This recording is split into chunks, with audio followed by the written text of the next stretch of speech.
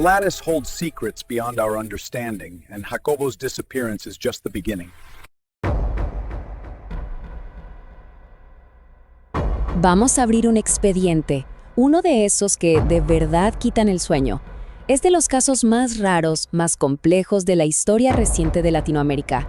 Es que miren, este caso no solo desafía a la policía, desafía todo, la lógica, la ciencia, hasta la misma idea de lo que es real.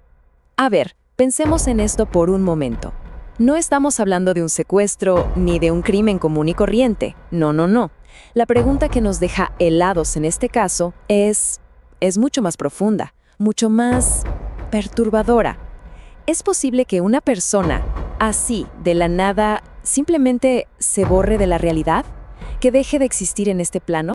Y el hombre que está en el centro de todo este abismo es el Dr. Jacobo Grinberg Silverbaum. Ojo, un neurofisiólogo brillante, ¿eh? Estaba en la cima del mundo, en lo más alto de su carrera. Y de repente, un 8 de diciembre de 1994, se desvaneció. Pero cuando digo que se desvaneció, es literal. 0 rastros, ni una nota, nada de nada, ni un cuerpo. Se hizo humo. Y aquí hay que dejar algo bien claro desde el principio. Grinberg no era un charlatán, para nada.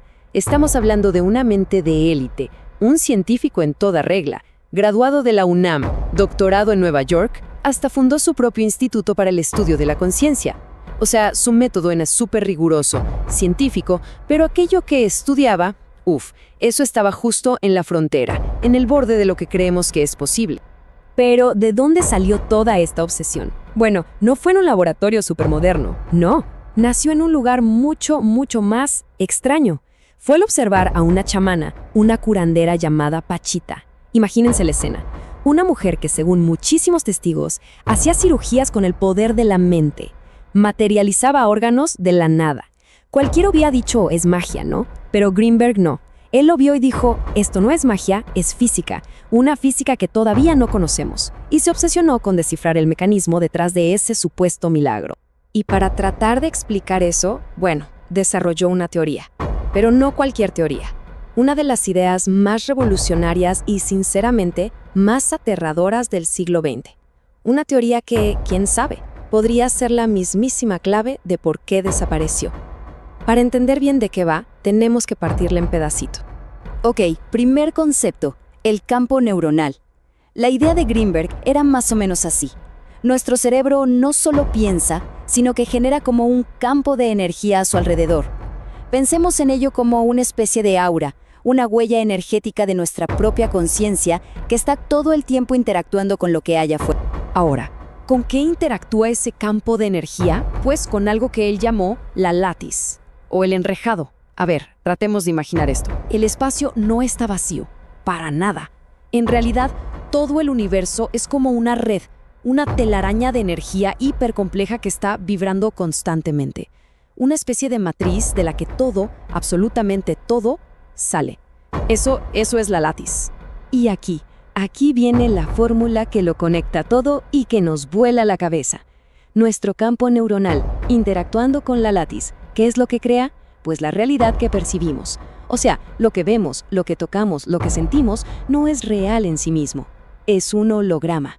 Es el resultado de esa interacción. No es que percibamos la realidad, la estamos creando a cada segundo. Y aquí viene lo aterrador. Si la podemos crear, pues también la podemos deshacer. Ok, con esa idea en la cabeza, la idea de que la realidad se puede modificar, que se puede alterar, de repente todo lo que pasó en diciembre de 1994 se vuelve mucho, mucho más siniestro. Es que lo clave aquí no es solo que desapareció, es todo lo que pasó alrededor. Hay gente que dice que en sus últimos días se le veía asustado, con miedo. Luego, el 12 de diciembre era su cumpleaños 48 y no apareció en su propia fiesta. Imagínense. Y para colmo, su esposa, Teresa Mendoza, se la pasa semanas enteras mintiendo, diciéndole a todo el mundo que Jacobo se había ido de viaje. La pregunta es obvia. ¿Por qué mentir? ¿Qué estaba ocultando? Claro, para cuando la familia presiona y la policía por fin abre el caso, en mayo del 95, ya era tarde. El rastro estaba completamente frío. La investigación, aunque empezó súper tarde, se abrió en 3 caminos principales. Y fíjense qué curioso, son 3 teorías que no tienen nada que ver una con la otra. Es como si pudiéramos elegir entre 3 historias completamente diferentes. Un thriller de crimen pasional, una película de espías y un cuento de ciencia ficción de terror cósmico. La primera teoría es, digamos, la más normalita, la más terrenal. Pero también, quizá, la más horrible, un crimen pasional. Resulta que el mismo Jacobo le había dicho a varios amigos que le tenía miedo a su esposa, a Teresa. La gente que la conocía la describía como una persona inestable, incluso agresiva. Y aquí viene lo más sospechoso de todo. En cuanto la policía empezó a investigar en serio, ¿adivinen qué? Teresa Mendoza también desapareció, se esfumó. Bueno, en la segunda teoría ya nos mete en un terreno mucho más turbio, el de la conspiración. Pensemos en los experimentos de Greenberg sobre telepatía, sobre comunicación directa entre cerebros. ¿Quién podría estar muy interesado en eso? Exacto, agencias de inteligencia. Y no, esto no es ciencia ficción. Durante la Guerra Fría, la CIA y otras agencias se gastaron millones de dólares en investigar el espionaje psíquico.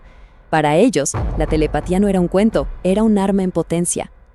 Entonces la pregunta es, ¿y si a Greenberg simplemente lo levantaron y si lo convirtieron en un recurso para algún programa secreto? Y luego está la tercera opción, la más loca, la más increíble de todas, pero que, si le hacemos caso a sus propias teorías, es la más lógica. La idea de que a Jacobo Greenberg ni lo mataron ni lo secuestraron, sino que él mismo lo logró. Logró su objetivo.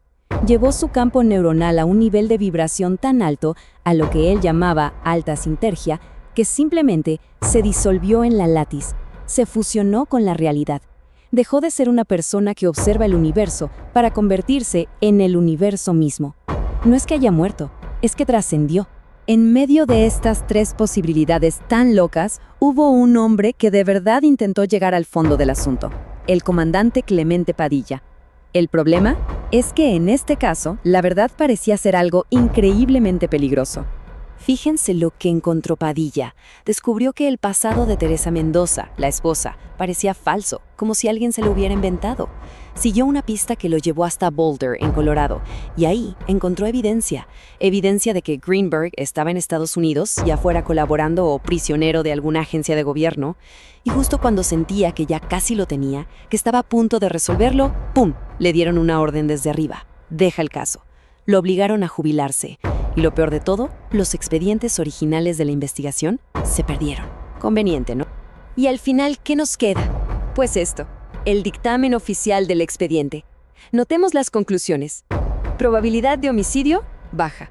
Probabilidad de que se lo haya llevado a una agencia de inteligencia, alta. Pero luego está la última línea. Fenómeno anómalo. La posibilidad de que su teoría se lo hubiera tragado. Y la probabilidad es indeterminada. O sea, ni las propias autoridades se atrevieron a decir que era imposible. Eso sí que da miedo. De hecho, se dice que el expediente mismo termina con una frase que deja helado. La idea de que la desaparición de Greenberg no fue un crimen, no fue una tragedia, sino que fue el experimento final, la prueba definitiva, la demostración empírica de que su teoría era correcta, el éxito aterrador de su último experimento. Y así, el expediente se cierra, oficialmente. Pero la pregunta sigue ahí flotando, como un eco que no se va. Entonces, ¿dónde está Jacobo Greenberg? ¿Estará en alguna tumba olvidada? ¿En un laboratorio secreto bajo tierra? ¿O, y esta es la idea que más inquieta, estará en todas partes y en ninguna a la vez? ¿Disuelto en esa misma red que forma nuestra realidad? Quizá, escuchando esto en este preciso instante. La respuesta sigue enterrada en el expediente 94 JGC.